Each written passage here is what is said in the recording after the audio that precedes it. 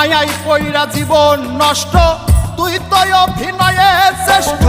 কেন দিলি এত কষ্ট, কি ছিল কারণ? আরে ও হো বন্ধু রে, মায়াই পইরা জীবন নষ্ট, তুই তো অভিনয়ে শ্রেষ্ঠ।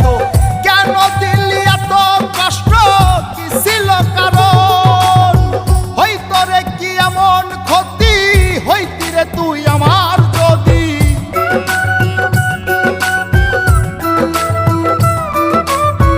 হইতো রে কি এমন ক্ষতি, হইতি রে তুই আমার যদি।